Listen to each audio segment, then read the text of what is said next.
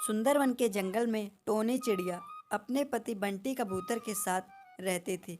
बंटी कबूतर का एक बेटा भी था जो शहर के जंगल में पढ़ाई करने गया था।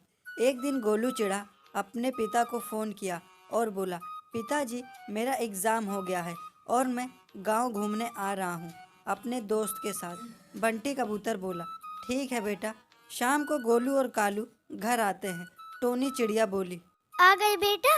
जी माँ, हम आ गए, इससे मिलो, ये मेरा दोस्त है कालू। टोनी चिड़िया बोली, बेटा तुम दोनों हाथ मुंह धो लो, मैं तुम्हारे लिए खाना लाती हूँ। ठीक है माँ। गोलू चिड़ा और कालू हाथ मुंह धोकर खाना खाकर सो जाते हैं और अगले दिन घूमने गांव के जंगल में चले जाते हैं। दोनों घूमते घूमते भूतिया कुआं के पास पहुंच जाते हैं।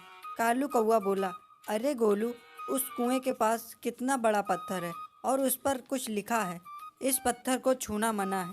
गोलू बोला, भाई वह भूतिया कुआं है, उसके पास मत जाओ, गांव के कोई भी पक्षी उस कुएं के पास नहीं जाता है।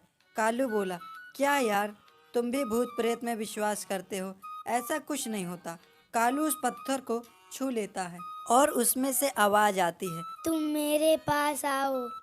कालू कौवा डर जाता है और गोलू से बोला, गोलू, इस कुएं में से आवाज आ रही है। तभी गोलू और कालू ने उस कुएं के अंदर देखा तो उसमें भूतिया चिड़िया थी और वह भूतिया चिड़िया बाहर आ जाती है। गोलू और कालू वहां से भागकर घर आ जाते हैं। तभी गोलू कालू से बोला, कालू, तुमने ये ठीक नहीं किया उस पत्थर को छूकर। अब वो भूतिया चिड़िया जंगल के सभी पक्षी को मार देगी। कालू कौवा बोला, क्यों डरा रहे हो यार मुझे? ये सच है, मैं डरा नहीं रहा। जंगल में अधिकतर सभी पक्षी टहलने जाते थे और भूतिया चिड़िया धीरे धीरे जंगल के सभी पक्षी को गायब कर देती थी।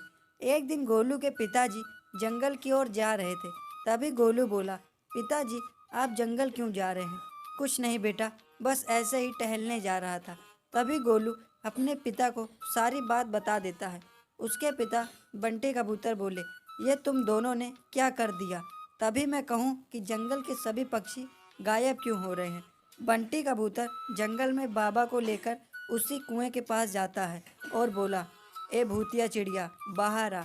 बाबा की आवाज़ सुनकर और भूतिया चिड़िया बाहर आई और बोली, मुझे एक छोटी सी पक्षी ने दोबारा जगा दिया, अब मैं किसी को जिंदा नहीं छोड़ूंगी। बाबा बोला, उससे पहले मैं तुम्हें नष्ट कर दूंगा।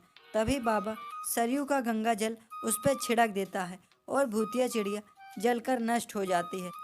तो दोस्तों, ये थी हमारी आज की कहानी। अगर आपको यह वीडियो पसंद है तो इसे लाइक करें, सब्सक्राइब करें।